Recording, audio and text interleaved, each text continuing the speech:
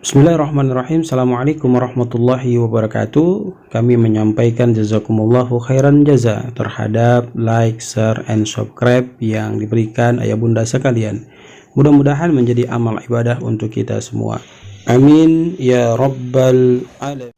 Bismillahirrahmanirrahim. Assalamualaikum warahmatullahi wabarakatuh. Saudara kaum muslimin, ayah bunda, para muhsinin dermawan yang sama dirahmati dan dimuliakan Allah Subhanahu wa taala. Kembali kita bersyukur kehadirat Allah atas nikmat yang telah Allah anugerahkan kepada kita. Kesehatan yang Allah berikan hendaknya kita jadikan sebagai kekuatan bagi diri kita untuk melaksanakan program-program yang Allah wajibkan kepada diri kita dan menjauhi segala kemaksiatan yang Allah larang untuk kita tinggalkan. Orang yang ingin bahagia, orang yang ingin mendapatkan kesuksesan hidup di dunia, apatah lagi ketika dia kembali menghadap Allah kelak di akhirat, maka tiada lain dan tiada bukan adalah dengan menjalankan perintah Allah, menjauhi apa yang dilarang oleh Allah Subhanahu wa taala untuk dia tinggalkan. Salawat teriring salam mari kita aturkan kepada junjungan kita Rasulullah Muhammad sallallahu alaihi wasallam, keluarga, sahabat, dan insyaallah sampai kepada kita. Saudara, kami ingin mengajak kepada kita semua untuk kembali membuka pola pikir kita. Kita ini telah banyak dilalaikan dengan hal-hal yang tidak memberikan efek positif pada diri pribadi kita. Begitu banyak kita menyia-nyiakan waktu yang kita lalui dengan hal-hal yang tidak memberikan manfaat dan tidak mendatangkan pahala kepada diri kita. Lalu maukah kita dalam kondisi yang demikian sampai ajal menjemput diri kita? Tentu kita akan menjawab bahwa kita ingin mendapatkan rahmat Allah, ingin mendapatkan keridaan Allah, ingin diberkahi dalam kehidupan kita oleh Allah Subhanahu wa taala. Sementara kemauan kita itu tertolak, tidak diijabah, tidak diberkahi, tidak dirahmati, diridhoi oleh Allah Subhanahu wa taala. Asbab ketidakpatuhan kita terhadap apa yang Allah perintahkan kita kerjakan, apa yang Allah larang untuk kita tinggalkan. Saudara yang dirahmati dan dimuliakan Allah Subhanahu wa taala, satu contoh kecil yang ingin kami angkat agar kita bisa terbuka pikirannya. Kita tahu di dalam Al-Qur'an Allah Subhanahu wa taala memberikan penjelasan, A'udzubillahi minasyaitonir rajim. Dzalikal kitabu la raiba fihi hudan lil muttaqin. Dzalikal kitabu la raiba fihi. Kitab Al-Qur'an tidak ada keraguan di dalamnya. Hudan sebagai petunjuk, lil muttaqin bagi orang-orang yang bertakwa. Konsep ini kita telah paham. Konsep ini kita telah mengerti. Namun kenapa kita meninggalkan Al-Quran? Coba kita introspeksi pada diri kita. Dalam keseharian kita sudah berapa banyak kita membaca Al-Quran? Sudah berapa banyak kita mentadaburi ayat-ayat yang ada dalam Al-Quran untuk memberikan introspeksi kepada diri kita? Adakah perintah yang kita ketahui untuk kita kerjakan, ataukah adakah larangan yang kita tahu dan harus kita tinggalkan? Semua sirna, semua diabaikan oleh diri kita, dan ini kenyataan, tidak bisa kita pungkiri. Kita lebih senang membaca Quran berjam-jam, kita lebih senang melihat TV berjam-jam, kita lebih senang memain internet berjam-jam dibandingkan dengan kita datang mengambil air wudhu kemudian membaca Al-Quran. Itu pun sebagian dari kita melakukannya ketika pada hari-hari tertentu saja. Saudara, Kami ingin mengingatkan kepada diri pribadi kami maupun kita semua yang menyaksikan bahwa sesungguhnya nanti kelak di akhirat kedudukan posisi kita di dalam surganya Allah itu sebenarnya sesungguhnya terletak kepada bagaimana kita dekat dengan Al-Quran. Kita lihat hadis dari Nabi SAW, itu disampaikan, yuqalu li sahibil Quran, dikatakan kepada para pembaca Al-Quran, Iqra wartaki warratil kama kunta turattilu fid dunya. Bacalah oleh kalian akan Al-Quran sebagaimana dulu kalian hidup kalian membacanya. Kemudian di sini dijelaskan, fa inna mandilataka inda akhiri ayatin taqra'u biha. Maka siapa yang rajin membaca Al-Quran, siapa yang pandai menghafal Al-Quran, siapa yang hebat dalam memahami Al-Quran, itu akan memberikan posisi kedudukannya kelak di akhirat sebagaimana yang dia dalami dan dia pahami. Jadi tingkatan posisi duduknya nanti di akhirat itu dilihat oleh Allah Subhanahu wa taala bagaimana dia mendalami Al-Quran, apalagi dia menghafalkannya. Maka setiap dari kita akan diminta baca sampai pada ayat apa yang kita hafal, surat apa yang kita hafal, juz berapa yang kita hafal. Maka disitulah posisi kedudukan kita nanti di akhirat di hadapan Allah Subhanahu wa taala. Kita tahu bahwa Rasul sallallahu alaihi wasallam memberikan penjelasan, khairukum man ta'allamal Qur'an wa 'allamahu. Sebaik-baik manusia, sekali lagi, sebaik-baik manusia yang ada di permukaan buminya Allah ini adalah mereka yang mempelajari Al-Quran kemudian mengajarkan Al-Quran itu kepada orang lain. Di sisi lain, Rasul sallallahu alaihi wasallam memberikan penjelasan, Iqra'ul Quran fa innahu ya'ti yaumal qiyamah syafi'an li ashabihi.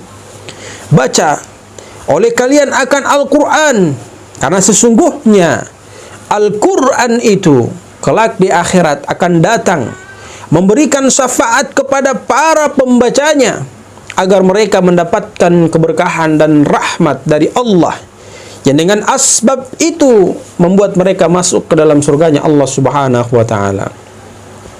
Saudara yang dirahmati dan dimuliakan Allah Subhanahu wa taala, dan masih banyak lagi fadilah-fadilah yang terdapat di dalam Al-Qur'an ya.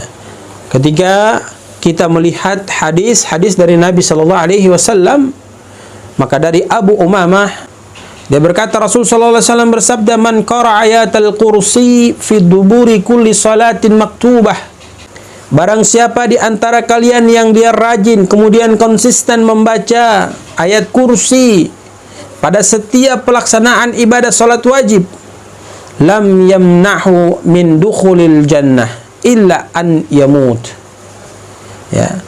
Maka Allah Subhanahu wa taala tidak memberikan jarak antara dia dengan surganya Allah Subhanahu wa taala kecuali yang memisahkan dirinya dengan kematian.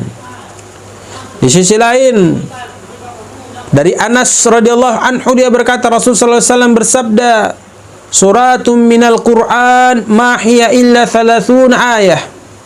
Ada salah satu surat di dalam Al-Qur'an yang dia itu 30 ayat. Khasamat an sahibiha hatta adkhalathul jannah. Dia akan memberi keuntungan kepada siapa saja yang membacanya, masuk ke dalam surganya Allah Subhanahu wa taala. Wahya tabarak. Dia itu adalah surat Tabarak, Al-Mulk. Yang kalau kita rajin membacanya 30 ayat tersebut, maka jaminannya adalah dimasukkan kita ke dalam surganya Allah Subhanahu wa taala. Kemudian di sisi lain, dari Abu Hurairah radhiyallahu anhu dia berkata, Rasul sallallahu alaihi wasallam bersabda, anna Rasulullah sallallahu alaihi wasallam man rajulan yaqra'u qul huwallahu ahad. Bahwasanya Nabi sallallahu alaihi wasallam bersabda, dia telah mendengar seorang membaca qul huwallahu ahad. Faqal, maka setelah mendengar orang yang membaca qul huwallahu ahad itu, lantas Nabi mengatakan wajabat. Fasa'altuhu, lantas aku bertanya kepadanya, mada wajabat ya Rasulullah? Apa yang engkau maksud dengan wajabat itu ya Rasulullah? Faqal al-jannah. Maka Nabi SAW menjawab, dia itu adalah surganya Allah Subhanahu wa taala.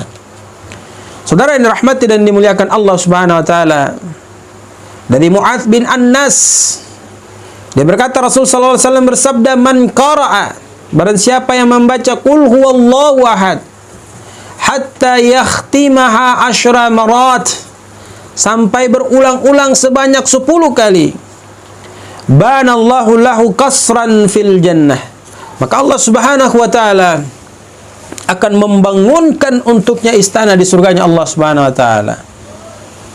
Lalu dengan konsep penjelasan hadis-hadis Nabi sallallahu alaihi wasallam, bagaimana fadilah daripada membaca ayat kursi, bagaimana fadilah daripada membaca tabarak, bagaimana fadilah daripada membaca surat Al-Ikhlas, bagaimana fadilah daripada membaca surat-surat lain yang nanti disebutkan dalam beberapa hadis-hadis berikutnya, maka itu semua akan menjadi sebuah kekuatan pada jati diri pribadi kita, yang dengan itu akan mengantarkan kita untuk menuju rahmat Allah Subhanahu wa taala, mendapatkan kebahagiaan yang sempurna, mendapatkan ketenangan batin yang kita inginkan, kesuksesan hidup yang kita mau. Maka saudara yang dirahmati dan dimuliakan Allah, sungguh rugi ketika Anda berada di dunia ini, lantas Anda lebih banyak membaca Quran dibandingkan dengan Al-Quran. Lantas Anda lebih banyak menonton sinetron dibandingkan dengan Anda membaca sejarah-sejarah di dalam Al-Quran yang bisa menjadi ibrah pelajaran bagi diri kita. Maka mulai dari sekarang kita berusaha untuk merubah pola pikir ini, agar keesokan harinya kita akan mulai mendekatkan diri kita dengan Al-Quran, sebab dia adalah merupakan sebaik-baik kitab yang ada di dunia ini. Siapa ingin mendapatkan keselamatan dari Allah, dekat dengan Al-Quran. Siapa yang ingin mendapatkan kemurkaan dari Allah, silahkan jauh dari Al-Quran. Pilihan itu ada pada diri kita pribadi. Mau disayang Allah ataukah dimurka oleh Allah, tergantung dari kepribadian kita masing-masing. Semoga penjelasan singkat ini memberikan manfaat kepada kita dan membuka pikiran kita bahwa sesungguhnya ketika kita dekat dengan Al-Quran, maka kita akan mendapatkan kebahagiaan yang diridhoi dan dirahmati oleh Allah Subhanahu wa taala. Tidak hanya sekedar bahagia di dunia, kelak kita kembali menghadap Allah, kita pasti bahagia, saudara yang dirahmati dan dimuliakan Allah. Maka mari kita niatkan pada diri kita untuk dari sekarang kita berusaha mentadaburi Al-Quran. Bagi mereka yang belum belajar Al-Quran, mari belajar Al-Quran. Bagi mereka yang belum paham bagaimana cara baca Al-Quran yang baik, mari belajar agar kita bisa membaca Al-Quran dengan baik. Inilah yang dapat kami sampaikan dan kami bagikan kepada kita semua.